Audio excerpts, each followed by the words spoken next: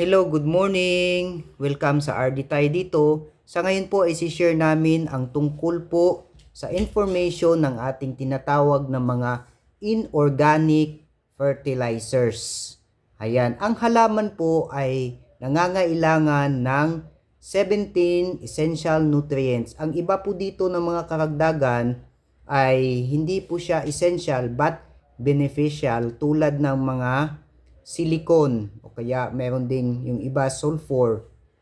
Ayan. Subalit, meron tayong tinatawag na macro elements. Ito po ang nitrogen, phosphorus at potassium. Isa sa source ng nitrogen ay ang tinatawag nating urea o ang 4600. Ibig sabihin, mayroong 46% na nitrogen. Ayang N. Ayan po. So, yung 00, wala po siyang phosphorus at potassium.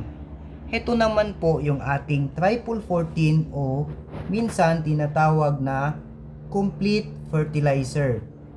Ayan, magkaiba po sila ng kulay ng urea. So, para po hindi magkalituhan, talagang white po ang color ng urea at ang complete fertilizer naman ay either black or light gray or may combination ng white at saka black at white at saka pink.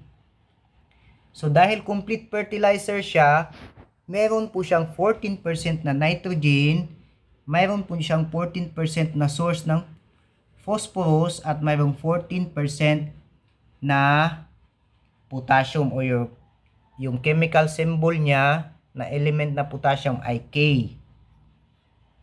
Dako naman po tayo dito sa tinatawag na muriate of potash o yung 0060. Ibig sabihin, mayroon po siyang 0% nitrogen, 0% phosphorus at 60% potassium. So, ibig sabihin po ng mga numbers na yan, yung 0060, 14, at saka 4600, ibig sabihin po niyan, dahil ibig sabihin ng percent ay every 100. Ibig sabihin, pero meron tayong 100 grams nitong muriate of potash, 60 grams lamang po nun ay potassium.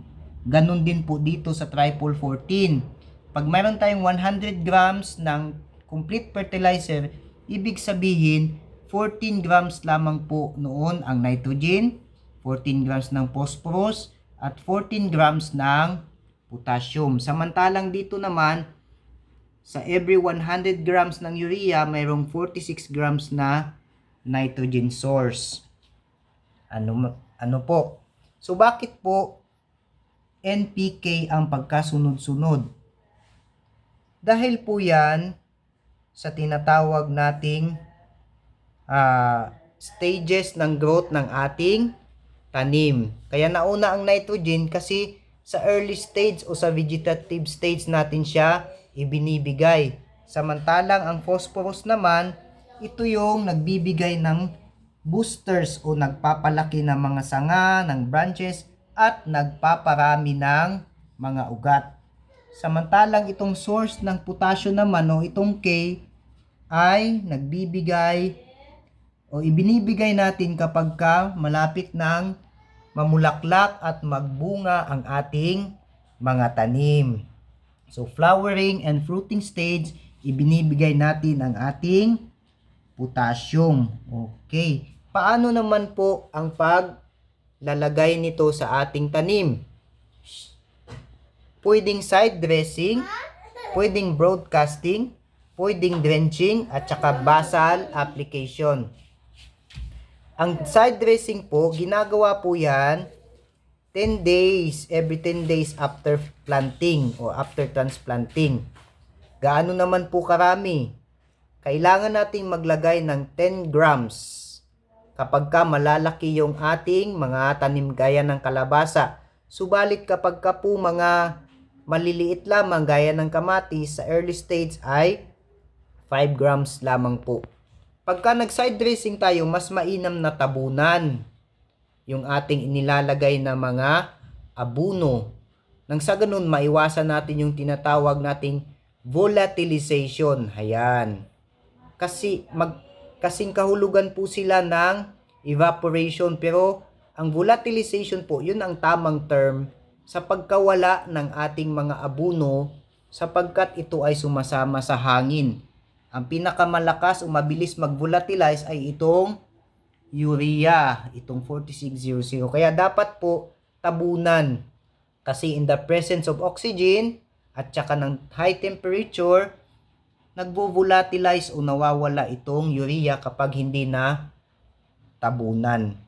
Ang other way naman ng paglalagay nito sa ating mga tanim ay yaong dinatawag nating drenching. Ano po ang drenching? Ito po ay ang paghahalo ng abono sa ating tubig. Generally, sa bawat isang takal ng sardinas o yung lata ng sardinas, ito po ay inihahalo sa 16 liters ng ating tubig. O di kaya yung ating knapsack sprayer, isang latang sardinas, inihahalo doon, tinutunaw, saka po idinidilig sa pinaka base ng ating plant. Ayan. Meron din pong tinatawag tayong broadcasting. Karaniwan pong ginagawa ang broadcasting sa ating mga palayan. Yung basal application naman, yun po ay inilalagay sa lupa 2 weeks o 2 linggo bago magtanim. Ayan. Sana po ay marami kayong natutunan sa video na ito. Again, nais po naming magbigay sa inyo ng kumpletong impormasyon. Kapag ka po may nakalimutan tayong i-explain, ay pwede nyo pong itanong sa ating comment section. So, ayan po uli ang ating mga inorganic fertilizers. RD tayo dito, pa-like, share, and subscribe po sa ating Facebook page. Good morning, RD tayo dito.